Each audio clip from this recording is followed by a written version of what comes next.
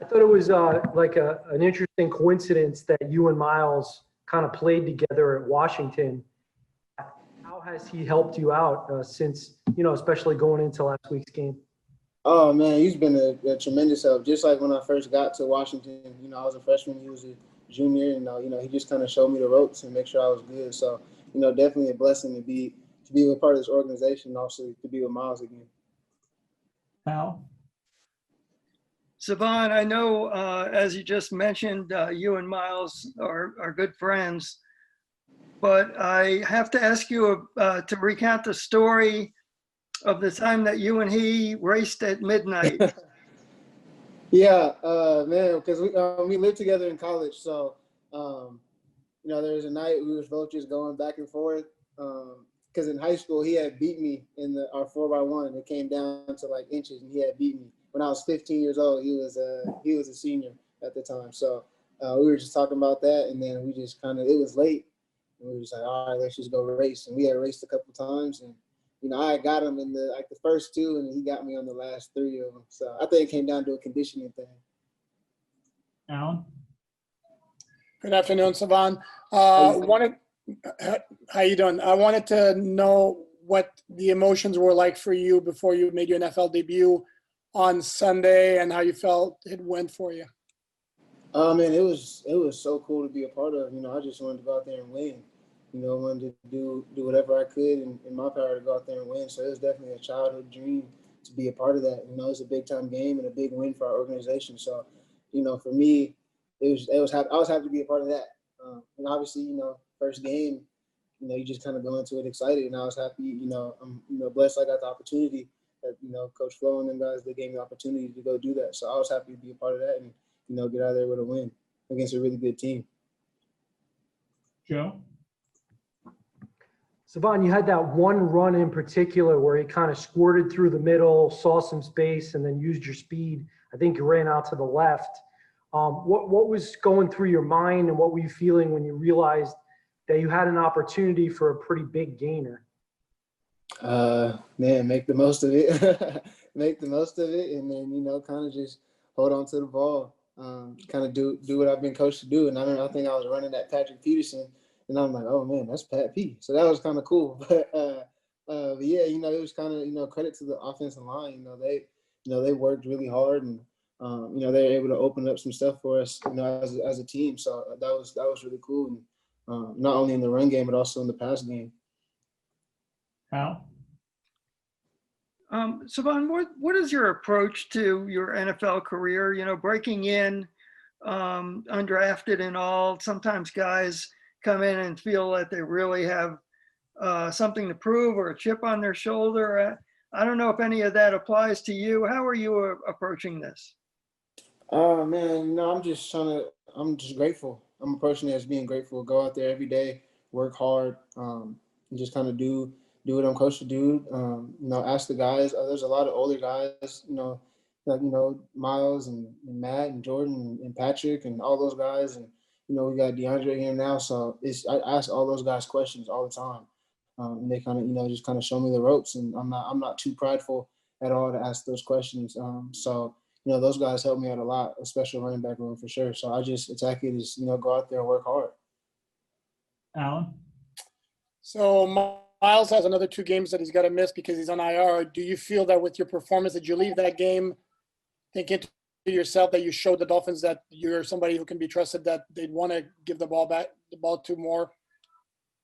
I just kind of looked at it, make the most of the opportunity. Go out there and do what you're coached to do. Every week there's a different game plan. So, whatever that is, I'm going to just do whatever I'm asked to do. So, I was definitely happy to be a part of that. A big win against a really good team. Barry? Hi, obviously you and Miles are 2 different people, 2 different players. You just happen to go to the same school and friends, but I wondered where you see the similarities between your games. What's the biggest one, and maybe what's the biggest difference? So I would say the biggest thing I learned from Miles, I try to take everything from Miles, honestly. I try to take as much as I can, but I think that one of the things I took from him is just having patience. I try to take that from him in college.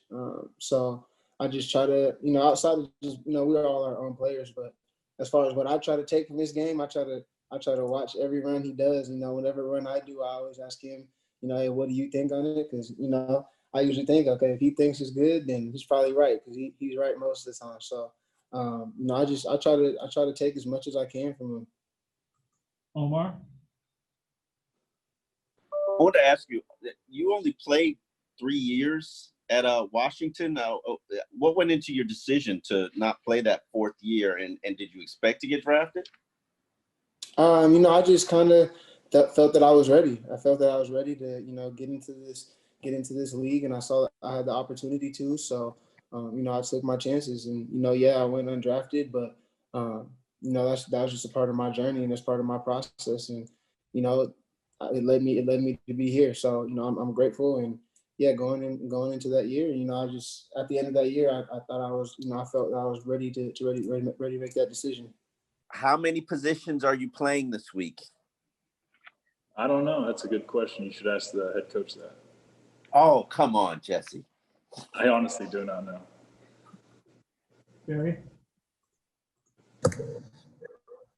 Hi, Jesse. The comfort level of guard last week, obviously you've been there before. Was it like putting on an old pair of slippers when you moved there in the second quarter? Yeah, I'd say putting on an old pair of slippers might be a little easier than that. But, yeah, I definitely had some, you know, familiarity. I just try to, you know, do my best there. I haven't had that many reps, especially game reps there, since 2018. So, you know, luckily I did okay there, but we'll see what happens. Cam? Hey, Jesse, what's up, man? Obviously, you guys opened up things a lot more offensively last week. What do you think the biggest difference was, you know, and you guys being more successful?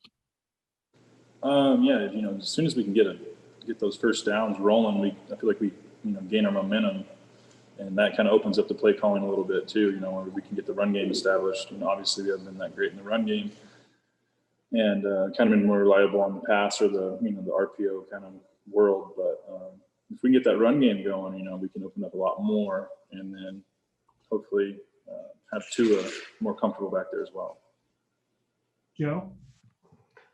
Hey, Jess. Obviously, Tua was able to help lead a fourth quarter comeback, which is something that the best quarterbacks in this league do. They give their teammates the confidence that they can come from behind. I mean, you were in the huddle, so I'm wondering, what did you see? What did you hear? What did you sense as far as leadership, huddle presence?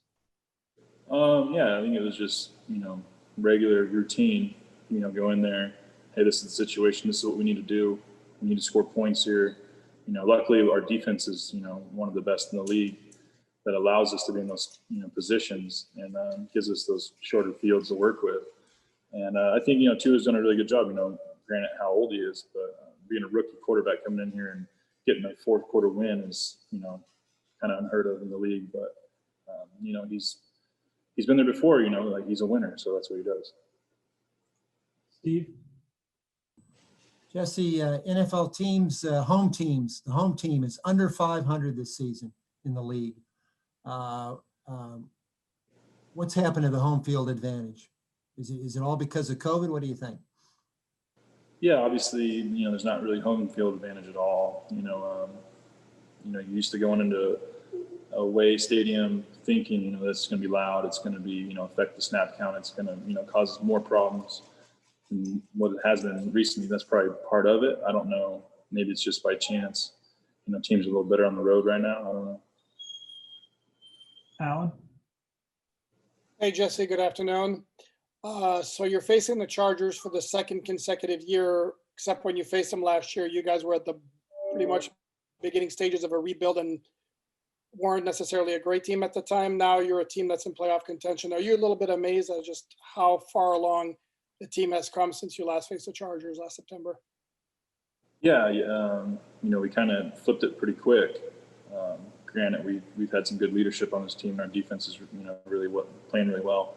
And then our quarterback situation has, you know, been really well as well. And the O-line, we kind of had our struggles too. But I feel like we're on the top end of things right now. I'm trying to, you know, get that solidified too. And then hopefully a little bit more, you know, we'll have more production on offense for sure. Al? Hi, Jesse. obviously you guys are going to be without Gaskin for a little while now. And Ahmed stepped in the other day. And what did he show you? What are you seeing out of him that maybe gives you confidence that you guys can keep the running game going? Yeah, he's willing to learn. He's a really coachable back.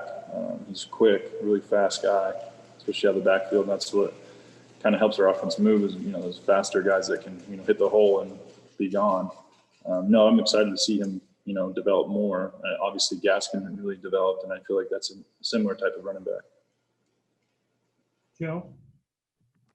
Jess, I was trying to look it up, and so I don't remember. The Chargers last year, did you start at guard or tackle? No, I was out that game. I had a torn UCL out of that Dallas game. I sat that week, and then we went into a bye week. Have you faced Bosa or Ingram before? I'm trying to remember if you. 2017, I played guard. I think I played left guard. We rotated with Anthony Dean that year, but I never. No. I was going to ask you about Bosa and Ingram, but I guess you've never necessarily prepared specifically for them. Yeah, not really. Omar? You said something earlier, Jesse, about leadership is really the difference because you've been part of past regimes. Are you talking about leadership on the team from the players or leadership from the coaching standpoint? And if so, why is that the difference? I'd say a little bit of both. I think obviously last year's a rebuild year. We didn't know what to expect. A lot of guys in and out. I feel like coaches, we have different coaches in the building. I feel like, the roles have kind of been a little better. I don't know necessarily upstairs, but on the guys that were brought in here, coaching these guys and the guys that we brought in free agency or in the draft, I feel like, they kind of did a really good job getting that done. And we have guys that stepped up and, more vocal, especially younger guys too.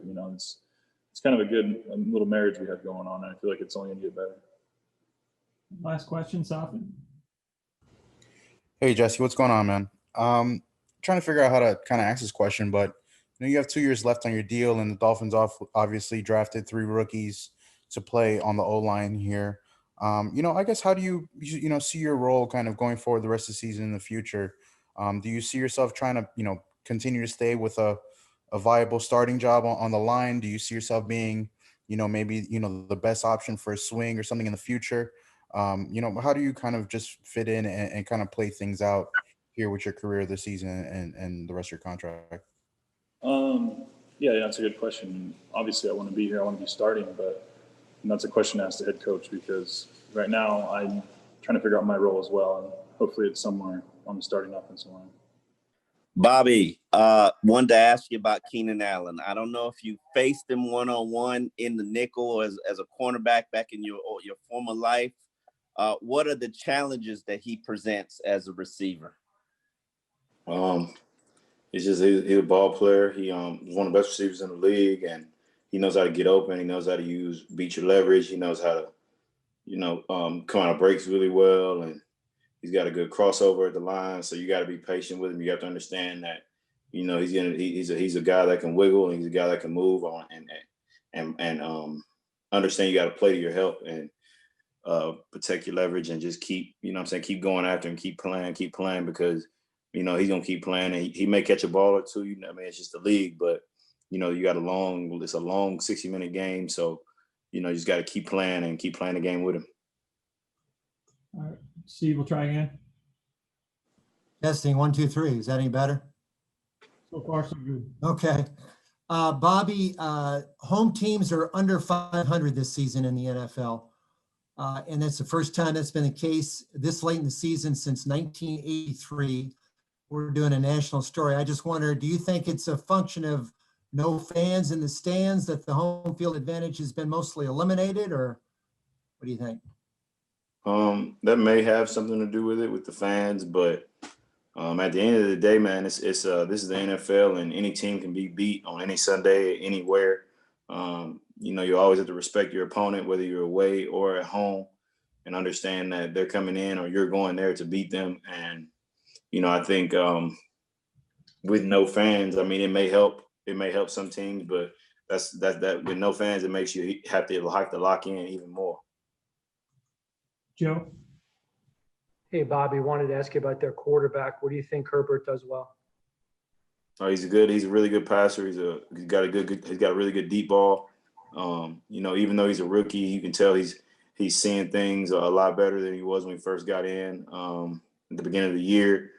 He feels a lot more comfortable. So, he's a big, tall frame guy, big arm. Throws the deep ball well, and he's got to keep it. We got to keep him in front of us. Zach, I don't know if you're in your trailer home, but I was kind of wondering if you could take us around a little bit, man. No, I'm not right now. I'm up at our main facility at the park just to get better service. But no, it's right down the road though. Zach, how have the last couple games have gone? Obviously with some increased playing time without Gotcha, and you seem to be making a really big impact on the D line. You said how were the games, or what was? Yeah. How have the games been going for you with the increased playing time? I'm just trying to. I mean, with the more playing time and everything, just trying to make as much that can happen. Stay in shape and make sure I'm good to go each week, and kind of just make the most of it. Yeah, like you said. So. Back to Salvon.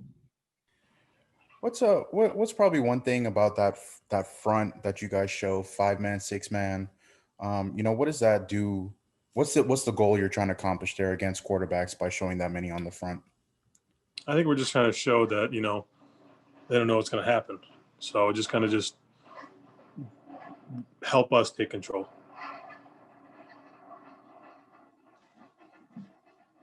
Alan? You're muted.